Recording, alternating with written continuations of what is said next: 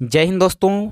आज की इस वीडियो में हम लोग तुलसीदास के पद चैप्टर से मोस्ट इम्पॉर्टेंट ऑब्जेक्टिव क्वेश्चन देखने वाले हैं। दोस्तों, यहाँ पे पहला क्वेश्चन है कि तुलसीदास का जन्म कहाँ हुआ था। तो आपको पता है कि तुलसीदास जी का जन्म हुआ था राजापुर बांदा जिले में, जो कि अभी वर्तमान में उत्तर प्रदेश में पड़ता है। दोस्तों, अगला क्वेश्चन है कि तुलसीदास का मूल नाम क्या था। तो दोस्तों, तुलसीदास जी का मूल नाम था राम बोला। क्या था? राम बोला। नंबर तीसरा है कि तुलसीदास के शिक्षा गुरु थे नरहरिदास, रविदास, शेष सनातन, मधुसूदन सरस्वती। तो दोस्तों, तुलसीदास जी के शिक्षा गुरु थे शेष सनातन।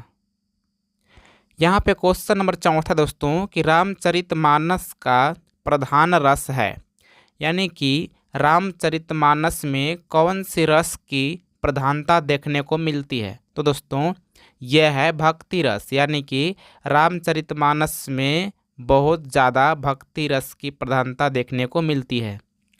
अगला क्वेश्चन दोस्तों कि निम्नलिखित में रामचरितमानस क्या है, यानी गीति काव्य है, गाथा है, कि महाकाव्य है, कि खंड काव्य है। तो दोस्तों, रामचरितमानस एक महाकाव्य है। दोस्तों, अगला क्वेश्चन है कि कौन सी कृति तुलसी रचित है। कहने का मतलब कि जो यहाँ पे 4 ठो आपको ऑप्शन दिखाई दे रहे हैं, इसमें कौन से रचना तुलसीदास के द्वारा किया गया है। तो दोस्तों, आपको पता है कि रामचरितमानस की रचना तुलसीदास जी ने किया है। यहाँ पे क्वेश्चन नंबर 7 है कि कौन सी कृति तुलसीदास द्वारा रचित नहीं है, यानी कि इसमें से कौन सी रचना है जिसकी रचना तुलसीदास जी ने नहीं किया है। वैराग्य संदीपनी, पंचवटी, बरबैया रामायण और जानकी मंडल। तो दोस्तों, इसमें से पंचवटी जो है ये तुलसीदास की रचना नहीं है। अगला क्वेश्चन दोस्तों कि पाठ्य पुस्तक में संकलित तुलसीदास के पद तुलसीदास की किस कृति से लिए गए हैं।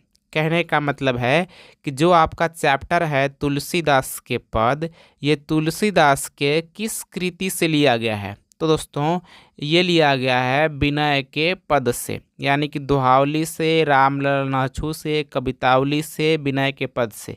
तो ये तुलसीदास के पद लिया गया है विनय के पद से। दोस्तों, यहाँ पे अगला क्वेश्चन है कि मानस की रचना कब हुई थी, यानी कि रामचरितमानस की रचना कब की गई थी। तो दोस्तों, 1632 में, 1640 में, 1631 में, 1642 में। तो रामचरितमानस की रचना की गई थी सन संवत 1631 ईस्वी में। यहाँ पे क्वेश्चन नंबर 10 है कि तुलसीदास किस काल के कवि थे। तो दोस्तों, तुलसीदास जी भक्ति काल के कवि थे। अगला क्वेश्चन है कि गरीब निवाज कैसा शब्द है। तत्सम है, कि विदेशज है, कि तद्भव है, कि देशज है। तो दोस्तों, गरीब निवाज एक विदेशज शब्द है। यहाँ पे क्वेश्चन नंबर 12 है दोस्तों कि इनमें से कौन सी रचना तुलसीदास की है। लगन पत्रिका, प्रलय पत्रिका, सीता स्वयंवर, विनय पत्रिका। तो अभी आपको पता है कि ये वाला विनय पत्रिका जो है ये तुलसीदास की रचना है। क्यों? क्योंकि अभी मैंने आपको बताया था कि जो ये वाला तुलसीदास के पद चैप्टर है ये विनय पत्रिका से ही लिया गया है। तो इसमें से विनय पत्रिका के किसके द्वारा किया गया रचना? तुलसीदास जी के द्वारा। मेरा है कि इनमें से कौन सी रचना तुलसी की नहीं है। कवितावली, बरबैया रामायण, गीतावली, राधा स्तुति। तो दोस्तों, कवितावली, बरबैया रामायण और गीतावली ये तुलसीदास जी की रचना है, लेकिन इसमें पूछा है कौन नहीं है। तो दोस्तों, ये जो राधा स्तुति है ये तुलसीदास जी की रचना नहीं है, यानी कि आपका ऑप्शन नंबर डी सही हो जाएगा। यहाँ पे क्वेश्चन नंबर 14 है कि मानस, मानस कहने का मतलब कि रामचरितमानस का शॉर्ट फॉर्म है मानस, का रचना समय क्या है, यानी किस समय इसकी रचना की गई थी। तो दोस्तों, अभी मैंने इस क्वेश्चन को पहले भी लिया था कि संवत 1631 ईस्वी में रामचरितमानस की रचना की गई थी। अगला क्वेश्चन है कि रामचरितमानस की भाषा है, यानी किस भाषा में रामचरितमानस को लिखा गया है? मैथिली भाषा में, संस्कृत भाषा में, अवधी में, ब्रज भाषा में? तो दोस्तों रामचरितमानस को लिखा गया है अवधी भाषा में। यहाँ पे क्वेश्चन नंबर 16 है कि विनय पत्रिका की भाषा है, यानी कि जो विनय पत्रिका की रचना की गई है किस भाषा में की गई है?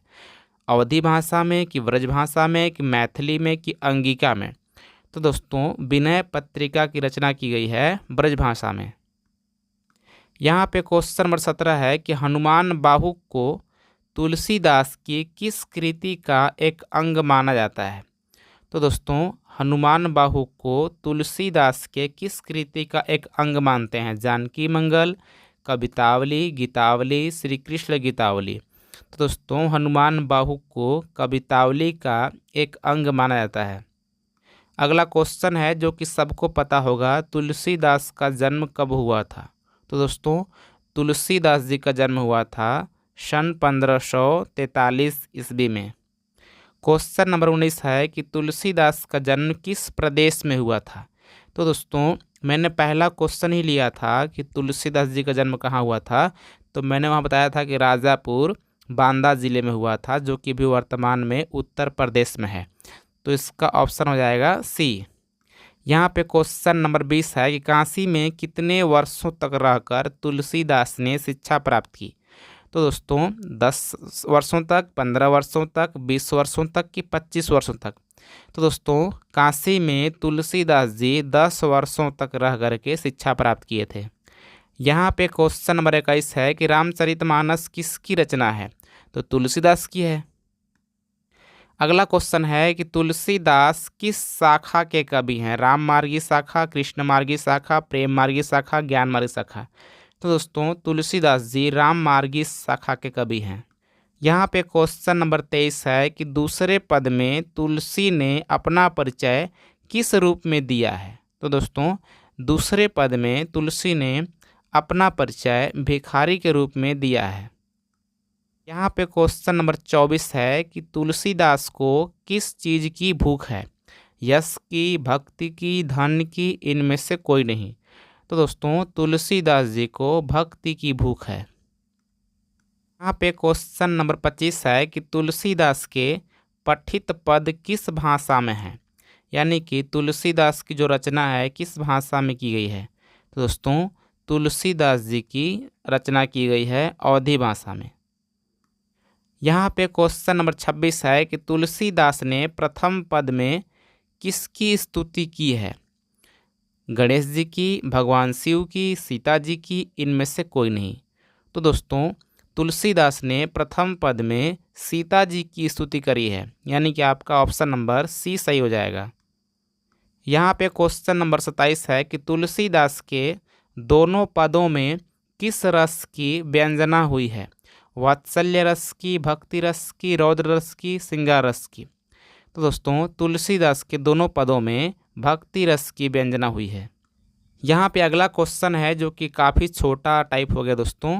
तुलसीदास ने प्रथम पद और अपना परिचय में किस रूप में दिया है? तो दोस्तों यानी कि क्वेश्चन फिर से पढ़ते हैं कि तुलसीदास ने प्रथम पद में अपना परिचय किस रूप में दिया है? राम भक्त के रूप में, महाकवि के रूप में, दीन दुखिया के रूप में, सीता के दास के रूप में? तो उन्होंने सीता के दास के रूप में अपना परिचय दिया है। यहाँ पे क्वेश्चन नंबर 29 है कि कबटुक अब अवसर पाई में अब अम्ब संबोधन किसके लिए है? सीता के लिए, राधा के लिए, अंजनी के लिए, इनमें से कोई नहीं? तो दोस्तों अम्ब शब्द सीता के लिए यहाँ पे संबोधन किया गया है। पे क्वेश्चन नंबर 30 है कि कौन तुलसीदास के मित्र नहीं थे? महाराजा मानसिंह, टोडरमल, सूरदास, नाभादास? तो दोस्तों सूरदास जी तुलसीदास के मित्र नहीं थे। क्वेश्चन नंबर 31 है कि कौन सी रचना तुलसीदास की है?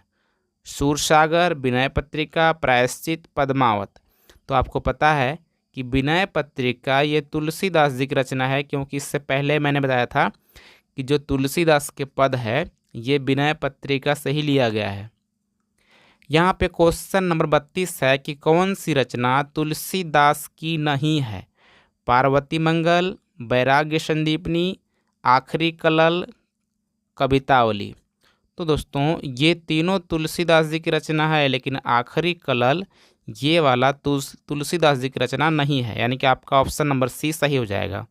यहाँ पे क्वेश्चन नंबर 33 है कि कवितावली के रचनाकार कौन है? तो दोस्तों कवितावली, गीतावली ये सब की रचनाकार हैं तुलसीदास जी।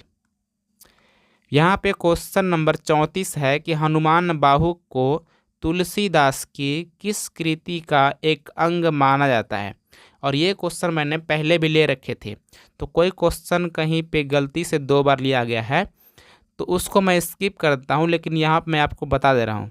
देखिए मैंने बताया था कि हनुमान बाहु कवितावली से लिया गया है। क्वेश्चन नंबर 35 है कि रामचरितमानस का प्रधान रस है? तो ये वाला भी मैंने पहले बता रखा है कि रामचरितमानस में सबसे अधिक भक्ति रस की प्रधानता देखने को मिलती है।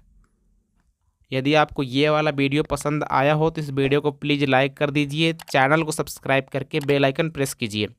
मिलते हैं किसी और वीडियो में, तब तक नमस्कार, जय हिंद।